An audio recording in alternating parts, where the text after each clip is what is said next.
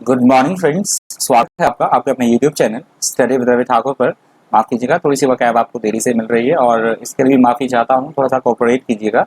मेरे बैकग्राउंड में थोड़ी सी नॉइसेज आ सकती है क्योंकि मैं कहीं पे हूँ, तो पीछे नॉइसेज आ सकती है। इसके लिए माफ़ी चाहूँगा, अगर आती है तो प्लीज़ इसके लिए माफ़ कर दीजिएगा।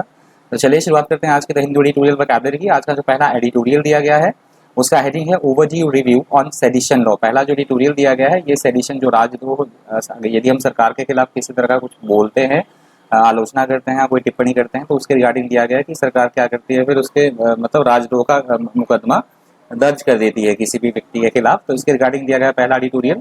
और इसके लिए इसके सुप्रीम कोर्ट का एक वर्डिक्ट भी आया है। सुप्रीम कोर्ट ने कहा है कि 75 साल के बाद भी जो इस तरह का एक इतना पुराना कानून है उसमें अमेंडमेंट किया जाना चाहिए, सुधार किए जाने चाहिए। तो इसके बारे में कही गई है बातें। इंपॉर्टेंट एडिटोरियल है, जरूर करके आप इसको पढ़िएगा।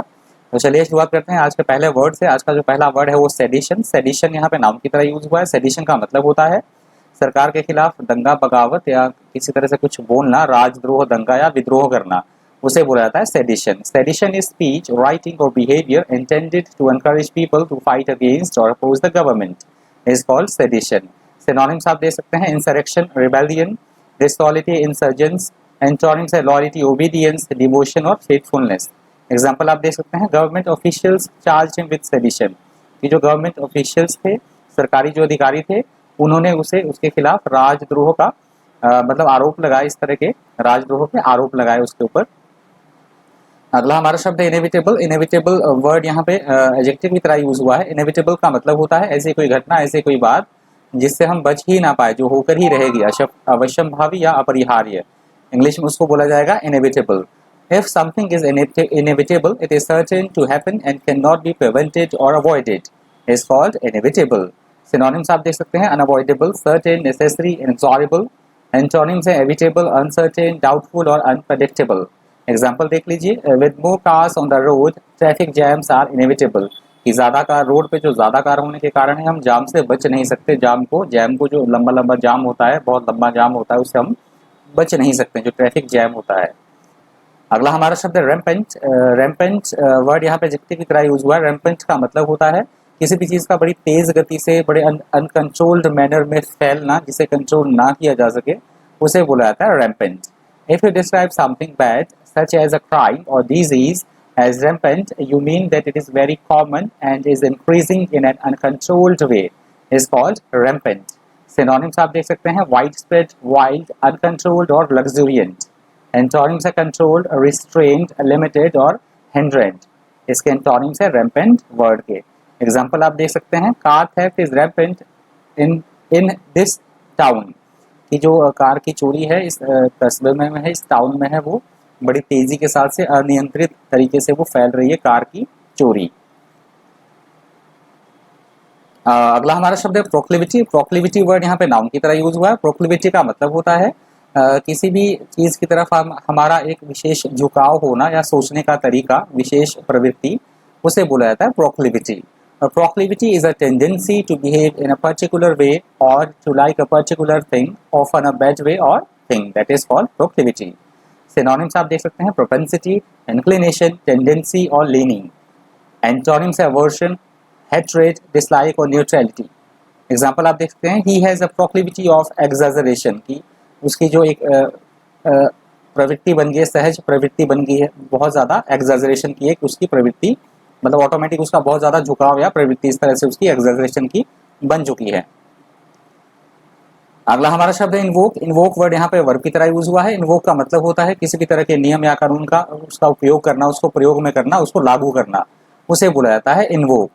To mention or use a law, rule, etc. as a reason for doing something is called invoke. Synonyms आप देख लीजिए conjure, summon, bring up और raise. Antonyms है avoid, dismiss, abandon और avert. Example आप देख सकते हैं the judge invoked an international law that protects refugees. जो जज थे, अदालत के जो जज थे, न्यायाधीश थे, उन्होंने रिफ्यूजीज को जो प्रोटेक्ट करते हैं इस तरह के एक इंटरनेशनल, अंतर्राष्ट्रीय कानून के नियम को क्या किया, उपयोग में लाया, प्रयोग किया। अगला हमारा शब्द है पर्निशियस। पर्निशियस वर्ड यहाँ पे एडजेक्टिव की तरह यूज हुआ है। पर्निशियस का मतलब होता है ऐसी कोई बात, ऐसी कोई स्थिति जो बेहद हानिकारक हो, नुकसान पहुंचाने वाली हो, घातक हो, उसे बोला जाता है pernicious. Pernicious. If you describe something as pernicious, you mean that it is very harmful is called pernicious. Synonyms आप देख सकते हैं हार्मफुल, इंजurious, baneful और डिस्ट्रक्टिव. एंटोनिम्स है बेनेवोलेंट, बेनिफिशियल, हार्मलेस और हेल्पफुल. इसके एंटोनिम्स है pernicious वर्ड के. एग्जाम्पल आप देख सकते हैं there is again the pernicious influence of the modern city. कि जो नगरीकरण हो रहा है, शहरीकरण हो रहा है, इसका क्या क्या होगा आगे, हानिकारक और बड़े घातक परिणाम भी होंगे. दोबारा इसके हानिकारक या नुकसानदेह परिणाम होंगे due to modernity of the city.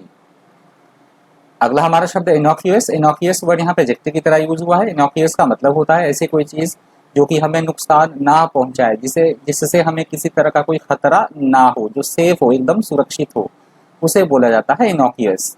Something that is innocuous is not at all harmful और offensive is called innocuous. Synonyms आप देख सकते हैं हार्मलेस, इनोसेंट, सेफ और इनॉक्शियस.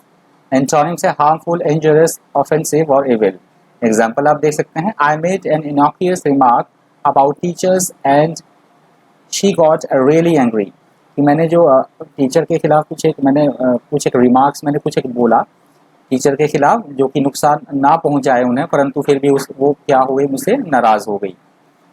अगला हमारा शब्द है पैट्रोनिज्म. पैट्रोनिज्म वर्ड यहाँ पे नाउन की तरह यूज हुआ है. पैट्रोनिज्म का मतलब होता है देशभक्ति या राष्ट्रभक्ति, अपने देश से प्यार करना, स्वदेश प्रेम, उसे बोला जाता है patronism. Patronism is love for your country and loyalty towards it is called patronism. Synonyms आप देख सकते हैं नेशनलिज्म, लॉयल्टी, एलिजियंस और नेशनलिटी.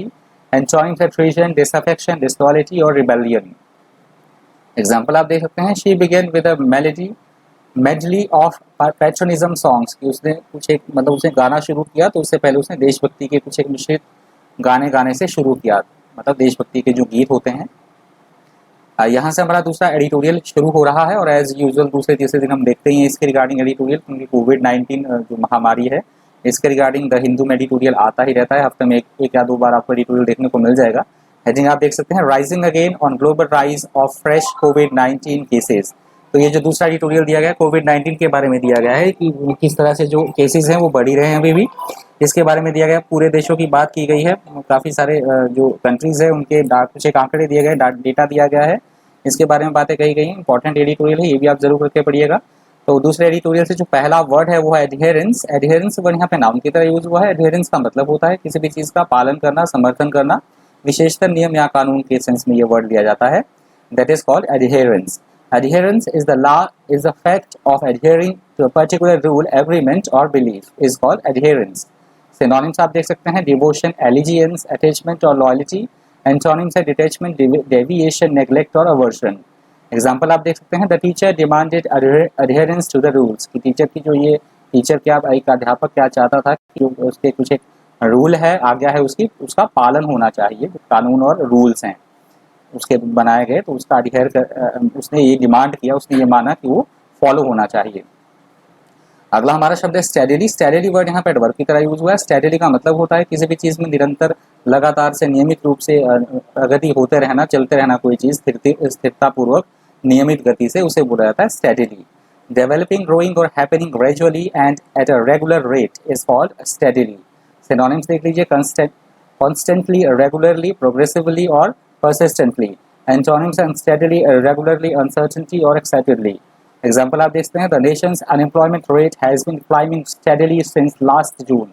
कि जो राष्ट्र की अनएम्प्लॉयमेंट जो दर है, बेरोजगारी की जो दर है, वो पिछले जून से लगातार, मतलब निरंतर गति से, वो नियमित गति से बढ़ ही रही है. अगला हमारा शब्द है आयरोनिकली. और ये आयरोनिकली वर्ड आज के हिंदू एडिटोरियल वोकैबुलरी का अंतिम शब्द है. आयरोनिकली का मतलब होता है हमने कुछ एक काम किया है और उसका प्रतिकूल परिणाम हो, या हम कुछ पहले पॉजिटिव बोल रहे हैं और उसका नेगेटिव इफेक्ट हो आगे, मतलब प्रतिकूल तरीके से या विपरीत या व्यंग्यपूर्ण हम बोल सकते हैं, हास्यपद या व्यंग्यपूर्ण. That is called ironically. If you say something ironically, you say the opposite of what you really mean as a joke is called ironically. Synonyms आप देख सकते हैं डिराइसिवली, पैराडॉक्सिकली और वर्बली. डिराइसिवली, पैराडॉक्सिकली और verbally. Antonyms actually, sincerely, decidedly और acutely. इसके antonyms है ironically word के. एग्जाम्पल आप देख लीजिए फटाफट से. Ironically he ended up losing money under his own plan. की मतलब उसके विपरीत उसने कोई प्लान बनाया कुछ पैसा कमाने का, परंतु इसके विपरीत उसका प्लान जो है, इसके जो चीज़ें हुई वो उसके विपरीत हुई, उसने अपना पैसा जो है वो गंवा दिया. तो इरोनिकली वर्ड आज के द हिंदू ट्यूटोरियल वोकैबुलरी का अंतिम शब्द था। यदि आपको वीडियो हेल्पफुल लगा हो, इन्फॉर्मेटिव लगा हो, तो प्लीज़ वीडियो को लाइक कर दीजिएगा। अगर हो सके तो वीडियो को ज़्यादा से ज़्यादा शेयर भी कर दीजिएगा, और इसके लिए माफ़ी चाहूँगा। आज थोड़ा सा काफ़ी समय मतलब देर से आपको वोकैब मिल रहा है, मैं कहीं बाहर हूँ, तो इस वजह से मैं वोकैब टाइमली अपलोड नहीं कर पाया, इसलिए माफ़ी चाहता हूँ। तो आज के द हिंदू ट्यूटोरियल वोकैबुलरी में इतना ही। इसी तरह के इन्फॉर्मेटिव वीडियोज़ के लिए बने ये चैनल पर। Thank you, thanks for watching.